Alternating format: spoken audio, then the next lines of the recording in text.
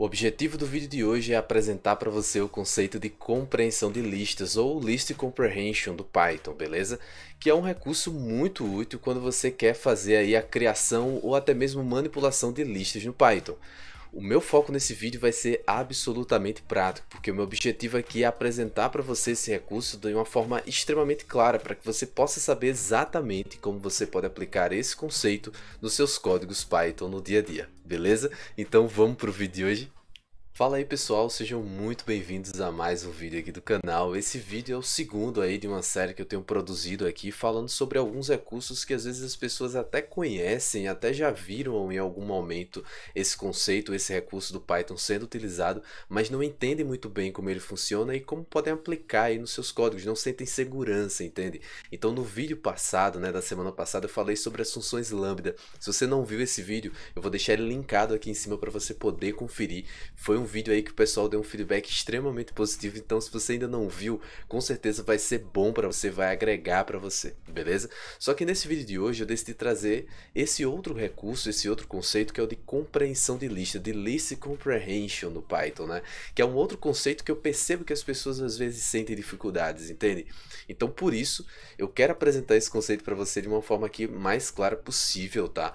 E eu espero que fique aí realmente claro para que você se sinta seguro e segura para aplicar esse conceito nos seus códigos, no seu dia a dia.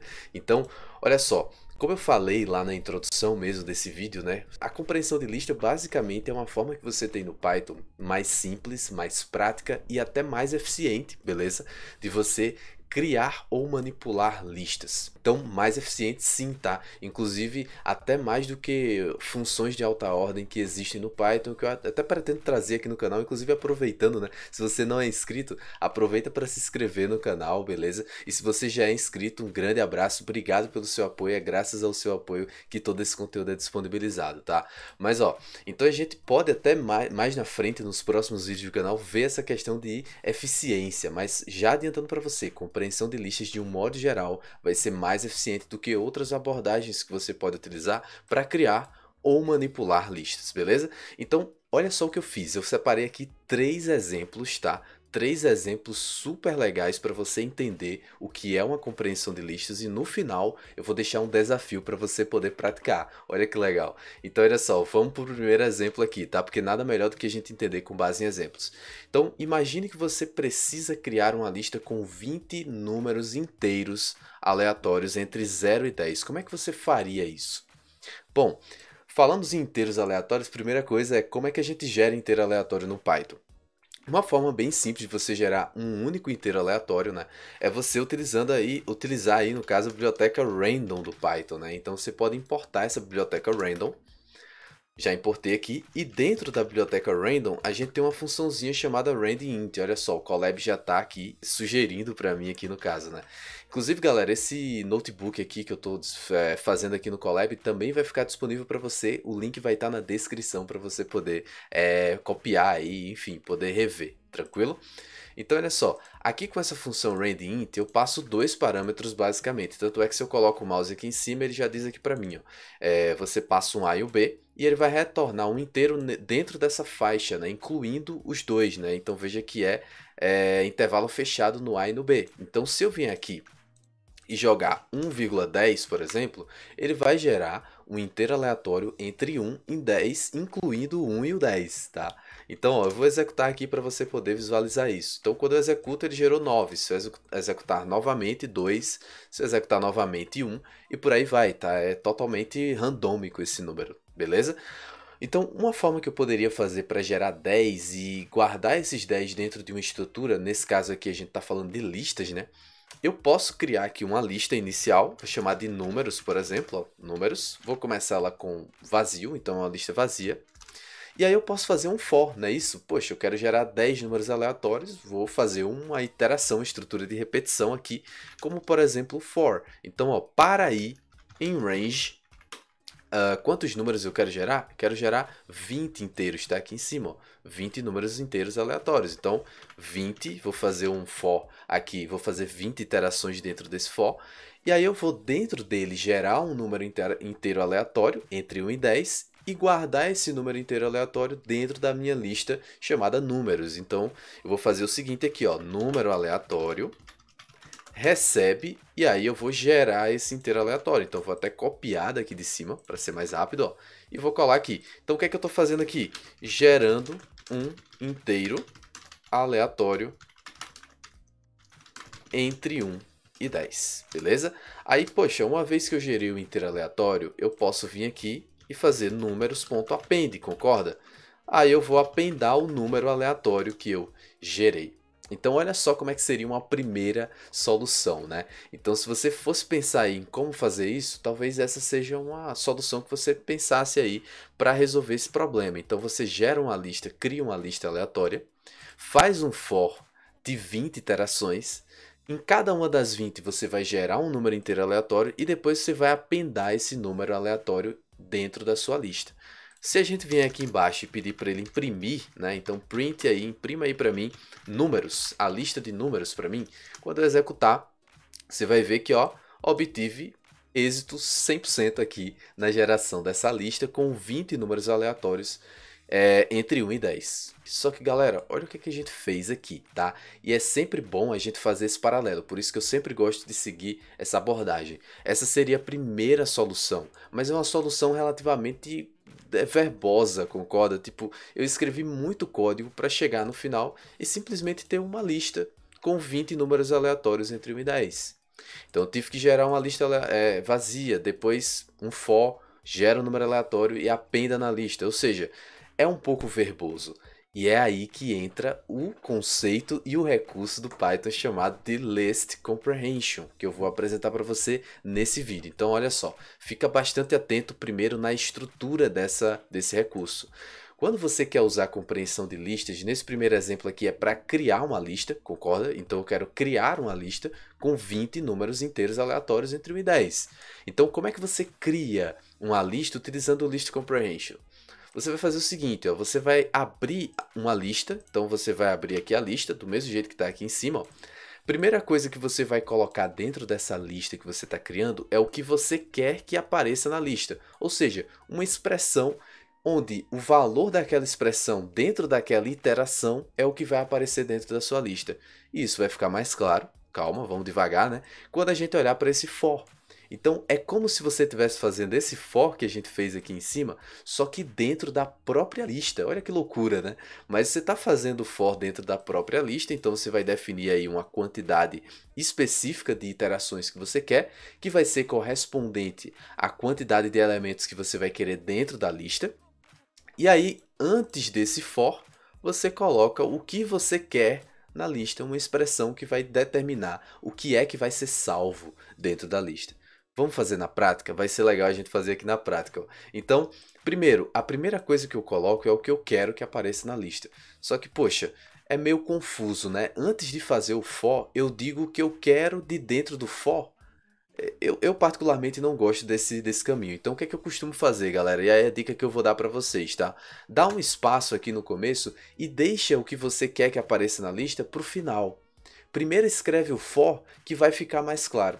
Olha se não é verdade isso aqui, ó. Eu vou escrever um for, eu quero gerar 20 inteiros aleatórios, beleza? Então eu vou fazer, ó, para ir em range 20, porque, poxa, eu quero gerar 20 aleatórios, vou fazer um for aqui de 20 iterações. Diferentemente da estrutura do for convencional, onde eu coloco aqui dois pontos e aí eu dou um enter para escrever o que eu quero de dentro do for, aqui você faz o contrário na compreensão de listas. Você vai lá no começo e diz o que você quer de dentro desse for. Por exemplo, olha o que acontece se eu jogar o i aqui, ó.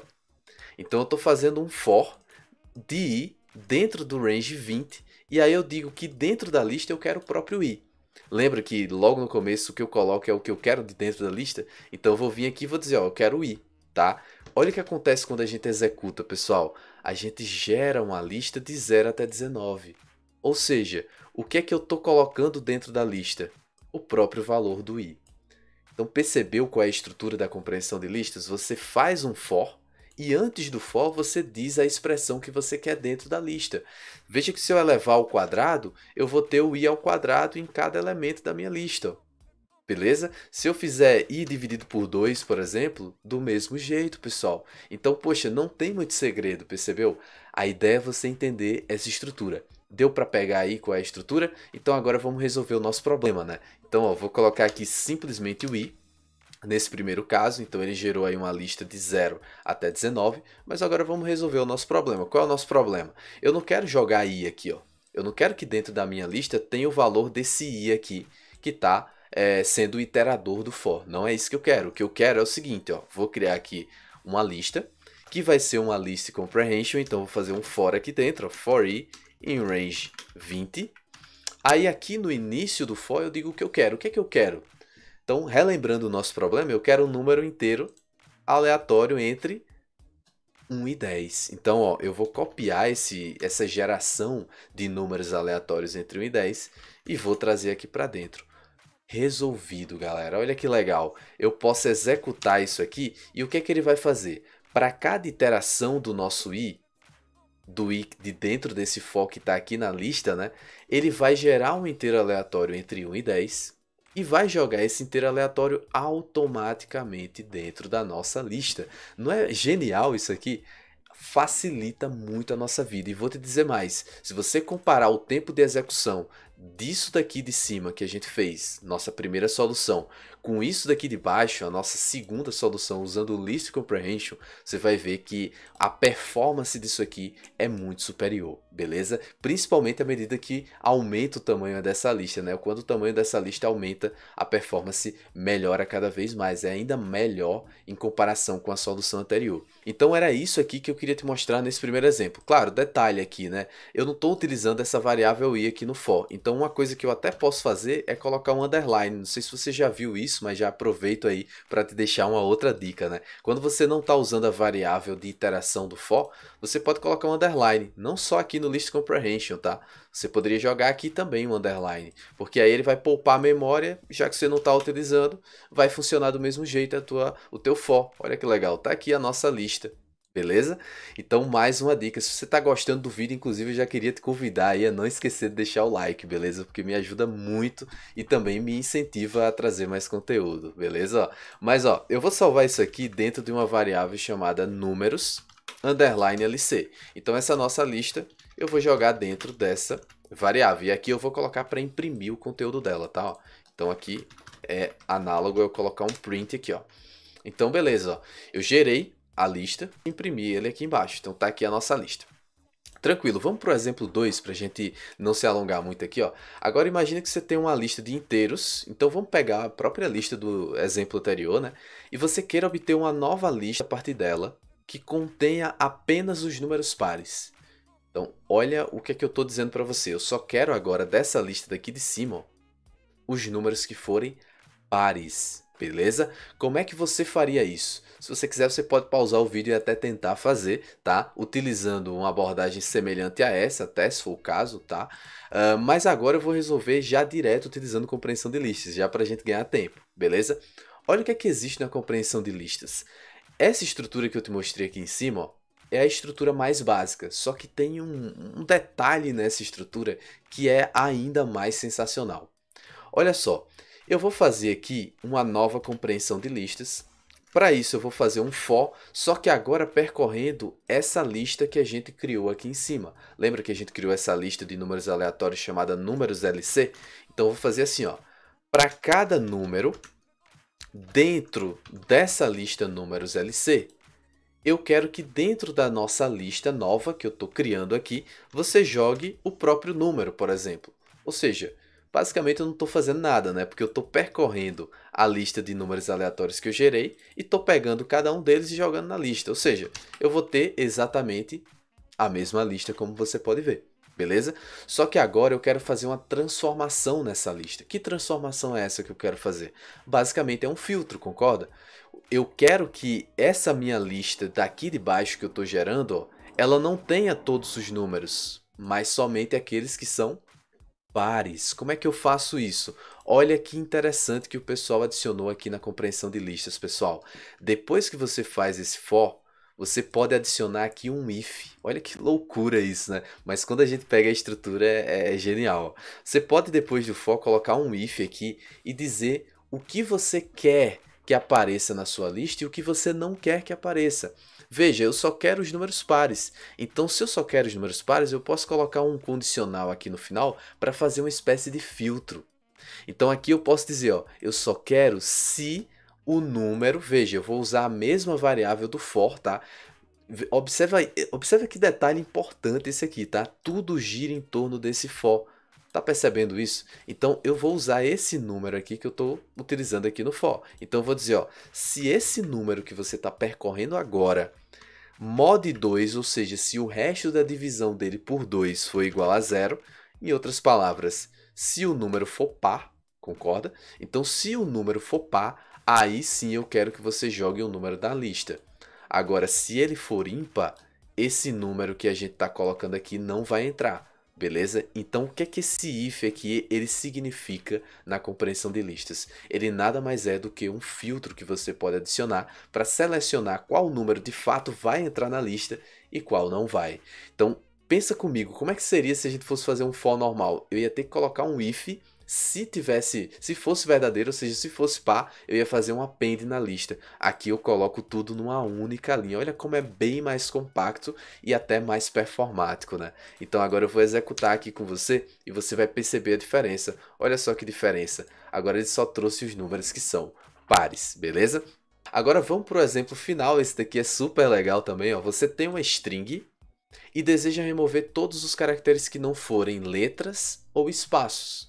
Então, olha só o exemplo que eu coloquei aqui. Você tem essa mensagem aqui, esse texto, ó, um texto muito louco, inclusive, né? E você quer que no final, ó, ele tire todos os caracteres especiais, digamos assim. Então, você só vai ficar com o que for letra ou o que for espaço. Então, eu vou ficar com Python Language no final das contas. Galera, como é que a gente pode fazer isso utilizando compreensão de listas? Eu poderia fazer um for, não poderia? Vou fazer um for percorrendo cada letra da string. Se for espaço ou se for letra, então appenda numa lista, alguma coisa desse tipo, ou vai somando, concatenando com uma string vazia.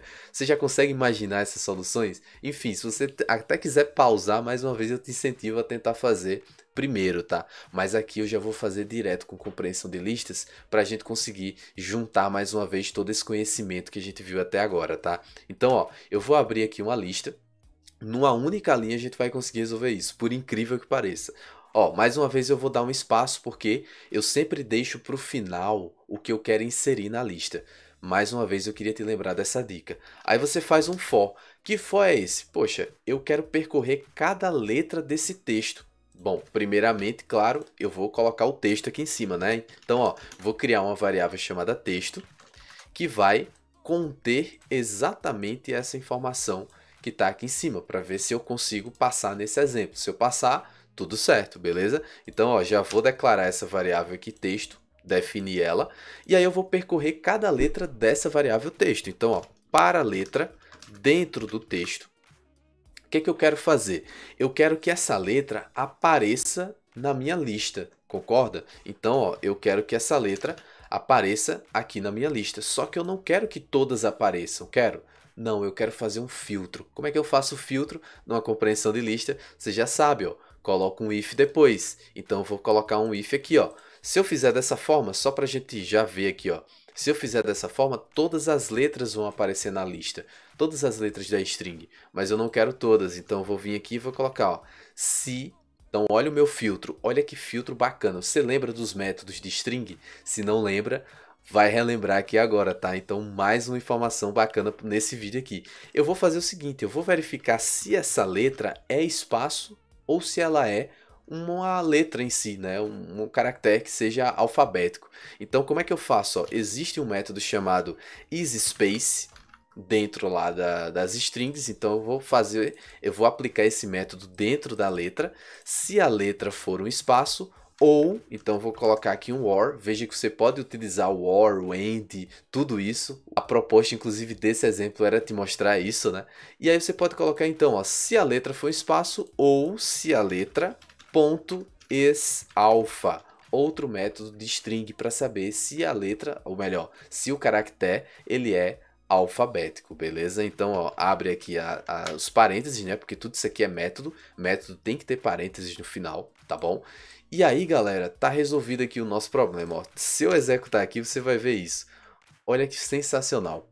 Numa única linha de código, a gente conseguiu pegar essa string. Claro, a gente converteu a string em lista, tá? A gente vai resolver isso daqui a pouco para finalizar. A gente converteu ela numa lista, só que agora nessa lista a gente só tem as letras que são, aliás, os caracteres que são letras ou espaços. Você pode fazer um teste para qualquer outro texto, você vai ver que vai funcionar, beleza? Só que o detalhe, como eu comentei, é que isso aqui é uma lista. Como é que eu faço para deixar de ser uma lista e voltar a ser uma string? Aí você vai ter que resgatar mais uma vez um outro método de strings chamado join, tá? Você lembra como é que é esse join? Você diz qual é o separador, então você coloca uma string que é o separador entre cada item da lista que você quer juntar. Join vem de juntar, não é isso? Então eu quero juntar os elementos dessa lista. Então eu digo primeiro qual é o separador. No meu caso eu não quero separador, vou colocar uma string vazia.